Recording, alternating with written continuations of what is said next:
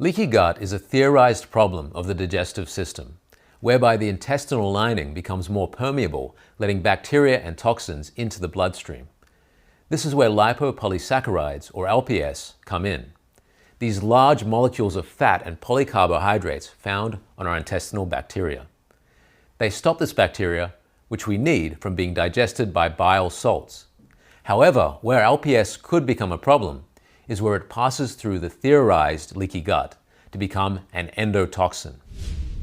And there's a big one we were talking about the other day called the LPS, bacterial LPS endotoxins. The layers of the bacteria are supercharging the immune system because those bacteria and the LPS layers are going where they're not supposed to. They're going through the leaky gut. They're getting into tissues and they're going into the brain. They're getting attacked by the glial cells, which is the Army, the Air Force, and the Marines in your brain. That's when you create this huge amounts of inflammation in the brain. And that's when those neurofibrillary tangles and Dow plaques that we were talking about start to form. Because what the immune system's trying to do, or the body's trying to do at that point, is kind of down-regulate that inflammation in the brain. But what it's doing is it's down-regulating the brain itself. And so the brain starts to be able to just basically keep the body alive. You know, the body knows it can't withstand this onslaught, and it won't do it. So that's when you start to get the real serious problems in Alzheimer's. I just had a patient the other day. He said, "No, I don't cook anything for myself. I'm single." That was the reason. I go out for every single meal. But where are they going out? Where are they eating? And usually, you know, home cooked food's a lot better. So you have your nutrition, you have your gut function. Remember, the gut's the second brain. It's the enteric nervous system, and it totally communicates with your brain all the time. There's more neurons in the gut than there is in the whole spinal cord put together. And the brain is telling the gut constantly to make certain neurotransmitters, hormones, different things. And then the gut's supposed to relay that information to the brain and say, this is how much I have. That starts to break down. So the onslaught is various toxins, if I'm understanding what you're saying, like things that people are eating. And so that the foundation of this treatment is basically to test for these things and to do. You mentioned 36 segments of the cognoscopy itself, when we're looking to see what's really going on with these patients, and then each one of those areas has to be treated, and it's laborious. But that's what we do in functional medicine anyway. So in this case, we're just doing it times 10, and we're using it. Okay, so just an example, test for heavy metals, right? Lead and mercury, cadmium, they're the worst.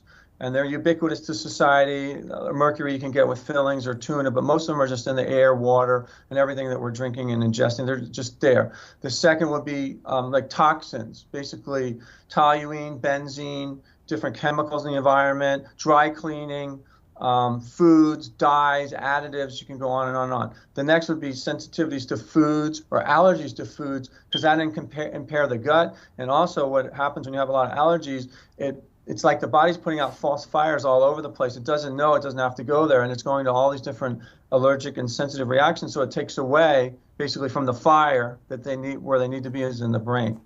So you have those chemicals, then you have the LPS layer, you have any kind of biological issues, so like Lyme disease, COVID, spike proteins now.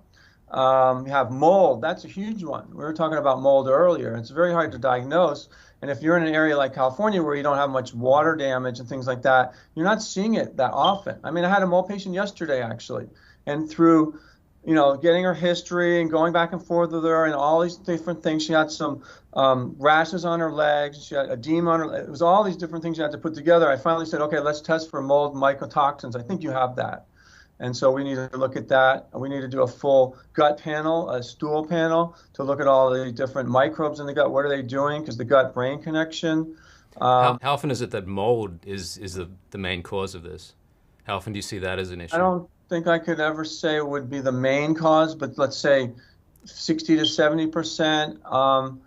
It's tough to say because California, we're not getting that much. But I know a doctor in Pennsylvania, she would say probably half or 60% of her patients have mold intoxication leading to neurodegenerative disease.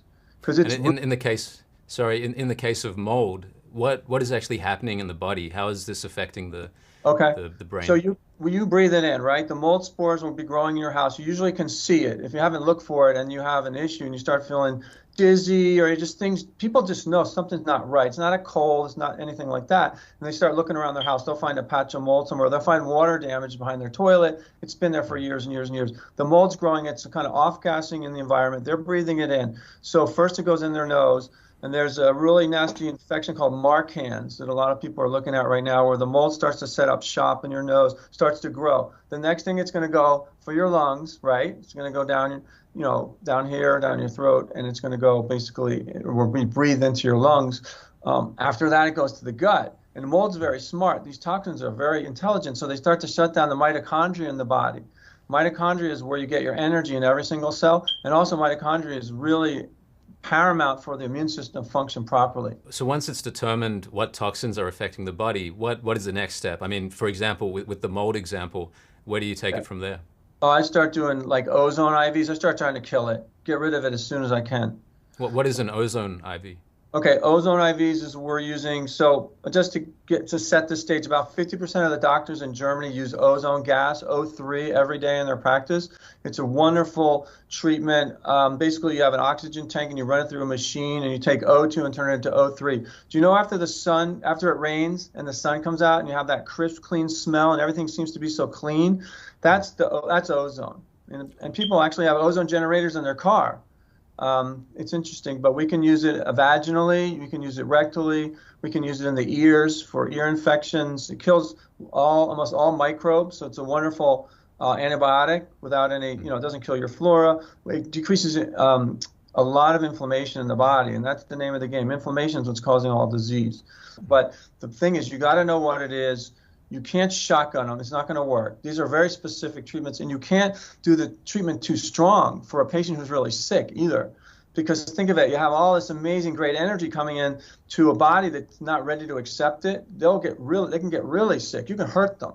So there's a fine line here. And what about lifestyle changes, apart from what you might be introducing into their bodies as a kind of detox? What can they do in terms of their lifestyle? What things do you recommend there? I think one of the worst things we're looking at right now is sugar intake. It doesn't sound like any big gun, but it's huge. The sugar, because everything can grow from sugar. All the microbes, all the mold, whatever it is in your body, if it's a biological agent, will grow and it'll really hurt the gut. And remember, your gut is your second brain, so everything starts in the gut. And your gut is your immune system. 75% of the immune system's in your flora in your gut. So if those microbes, those natural microbes that you have in your gut, if they're disjointed, if they're not synergistically working together, if some are a lot, some are a little, you're going to have a really weak immune system. So it's a pretty big deal. So the sugar directly impacts the microbes in the gut? It will directly impact your immune system, okay? Because that will start to weaken your immune system seriously. And this is the name of the game here is we're fighting a battle between the bugs and us. And they're going for our immune system. So they can't get killed. They're smart. So sugar, alcohol is another big one. If you're drinking, more than the younger people, they just binge drink like once or twice a week or once a week. And I'm starting to see that. But now there's done a lot of research on that. Even if you drank 4 or 5 drinks, that could hurt your brain function. It can hurt a lot of different functions in the brain, cause more heart disease down the road. So that's another one. A glass of wine with dinner or something, red wine. I always recommend red wine, nothing else, because it has such great effects for the heart. We know that 1 glass is good, or 2. And then just carbs in general, just not eating so many carbs, eating a lot more fat. What kind of evidence are we seeing of the effectiveness of this? I mean, getting back to the Brendon protocol, for example, in comparison to the conventional medical treatments that are out there. Dr. Brendon, who did the research on this, is basically his system that we're using, has a graph where he has no treatment and 2 drugs, and then his treatment. And so basically the baseline, everything is below the baseline for no treatment and the drugs. No effect at all. And basically his treatment goes up about 4 bars. And I can just tell you that there was a woman, one of his cases was an older woman, and she was a grandmom, right? She had a granddaughter, and she was supposed to pick up the granddaughter from school, and she completely forgot to pick up the granddaughter twice.